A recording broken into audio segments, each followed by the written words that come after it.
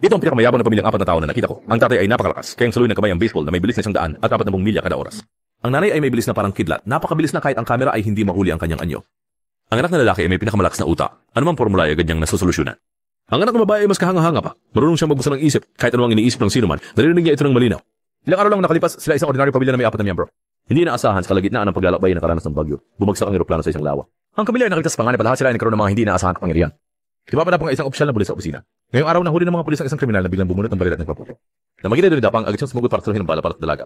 Sa huli wala nasaktan sa kanilang dalawa. Nang lumabas si Dapang sa pintuan, nakita niya ang bala sa kanyang kamay at napagtanto niyang nahuli niya ito gamit ang kanyang kamay. Matapos matuklasan ang kanyang lipang karaniwang kakayahan, agad na tinawag ni Dapang ang kanyang kaibigan na si Xiaohei upang ipakita ang kanyang superpower. Pero sabi ni Xiaohei, "Ay, hindi masama, saan ka natutong mag-magic?" Hindi ipinaliwanag ni Dapang, sa halip ay iniabot niya kay Xiaohei ang isang baril at hiniling na barilin siya nito. Pero sabi ni Xiaohei, "Baliw ka ba? Niloloko mo ako, kung mamatay ka, mawawala ang pinakamatalik kong kaibigan at makukulong pa ako, hindi pa nga ako kasal. Sino ang mag-aakala na biglang pumutok ang baril sa oras na yon?" Nang iniunat ni Dapang ang kanyang kamay, nahuli niya ang bala at biglang tinamaan si Xiaohei. Dinala niya si Dapang sa tuktok ng gusali, gustong subukan kung makakalipad si Dapang pero nang marinig ito ni Dapang natakot siya. "Paano kung hindi ako makalipad? Baka mahulog lang ako at mamatay." Tinabi Xiaohei, "Kaya sulit pala, sinipangalatin kami sa tabi sa natachaso." Pagkarinig nito, naisip ni Dapang na may punto siya, kaya kumuha siya ng kwelo at tumakbo palabas. Ang lupa ay nagkaroon ng malaking hukay dahil sa pagbagsak ni Dapang, mukhang hindi talaga marunong lumipad si Dapang. Ngunit sa susunod, natuklasan ni Dapang ang isa pang kasanayan.